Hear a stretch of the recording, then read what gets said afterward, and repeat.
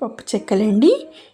ఎంత టేస్ట్గా అంటే అంత క్రంచీగా ఉండే వీటి తయారీ కూడా చాలా సులభమండి. వంట రాని వాళ్ళు కూడా నేను చూపించే ప్రాసెస్లో చేశారంటే వీడియోలో చూపిస్తున్న విధంగా క్రిస్పీగా, క్రంచీగా, టేస్టీగా మనకి చెక్కలు అనేవి రెడీ అవుతాయి. మొదట నేను గిన్నెలో వేడి నీళ్ళు పోసుకొని ఈ విధంగా మరిగించుకున్నాను. తర్వాత పిండి 1/2 కేజీ తీసుకున్నానండి. ఒక 1/2 కప్పు సగ్గుబియ్యం, 1/2 కప్పు పెసరపప్పు నానబెట్టి ఆ పిండిలో వేసుకున్నాను. ఒక అర్ధగంట నానబెట్టానండి. తర్వాత పచ్చిమిర్చి ఒక 10 తీసుకొని మిక్సీ వేసుకొని పిండిలో వేసుకోవాలి.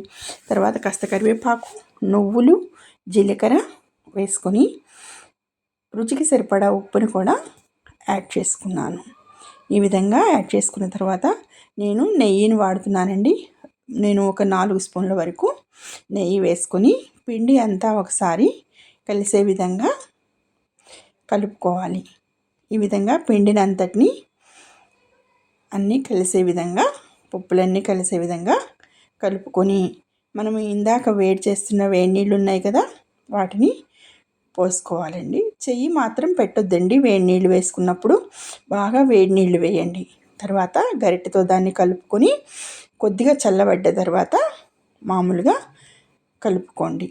వేడి నీళ్ళు అనేవి చూసి పోసుకోనండి. ఎక్కువ పోస్తే మీకు జావ అవుతుంది కాబట్టి కొంచెం చూసుకుంటూ నిదానంగా పోసుకోండి. ఏమన్నా కాస్త చాలకపోతే కాస్త చన్నీళ్ళైనా చివరిలో కలుపుకోవచ్చు. పిండిని ఈ విధంగా రెడీ చేసుకోవాలి. రెడీ చేసుకొని చిన్న చిన్న ఉండలుగా వాటిని మనము రెడీ చేసుకొని చూస్తున్నారు కదా, ఈ విధంగా చిన్నవి చేసుకోండి. మనకి ఈజీగా ఉంటుంది. ఇలా చేసుకొని పూరీ ప్రెస్ ఉన్నవాళ్ళు, నేను పూరీ ప్రెస్లో ఇలా పేపర్ వేసుకొని ఈ విధంగా ఒత్తుకొని ఒక్కొక్క దాన్ని రెడీ చేసుకొని ఒక పాలిథిన్ షీట్ మీద వీటన్నిటినీ కూడా, చెక్కలన్నిటినీ కూడా వీడియోలో చూపిస్తున్న విధంగా వేసుకున్నా.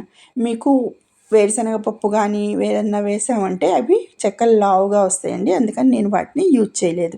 ఇంట్రెస్ట్ ఉన్నవాళ్ళు అవి కూడా యాడ్ చేసుకోవచ్చు. ఈ విధంగా రెడీ అయినాయి కదా. తర్వాత స్టవ్ మీద బాండీ పెట్టుకొని నూనెని బాగా వేడి చేసుకొని కాగిందో లేదో ఒకసారి చూసుకొని తర్వాత ఒక్కొక్క చెక్క, తయారు చేసుకున్న చెక్కని నూనెలో నెమ్మదిగా వదిలిపెట్టండి. ఈ విధంగా అన్నింటినీ కూడా కొంచెం ఖాళీ ఉండనివ్వండి నూనె. అప్పుడే చెక్కలు అనేవి క్రిస్పీగా పొంగుతాయి. మరీ చాలా వేసేస్తే అవి అంత బాగా పొంగవని అనుకుంటున్నాను. చూస్తున్నారు కదా, నేనైతే నూనెకి సరిపడా చెక్కలు వేసేసుకొని ఒక 2 నిమిషాల పాటు వాటిని వేగిన తర్వాత ఇలా చుట్టూ ఎరడాలుగా వస్తాయండి. అంటే ఎర్రగా అంచులు ఎర్రబడిన తర్వాత రెండో వైపుకి కూడా తిరిగేసుకొని 1 నిమిషం పాటు వేయించుకొని తీసుకుంటే చూస్తున్నారు కదా ఏ విధంగా పొంగినాయో అవి.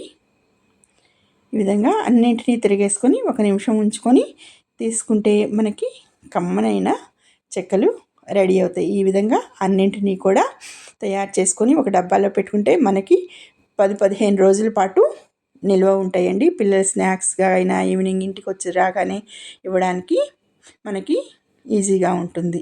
లైక్ చేయండి, షేర్ చేయండి, సబ్స్క్రైబ్ చేసుకోండి. మీ శ్రీ అరుణ కిచెన్ ఫ్లేవర్స్.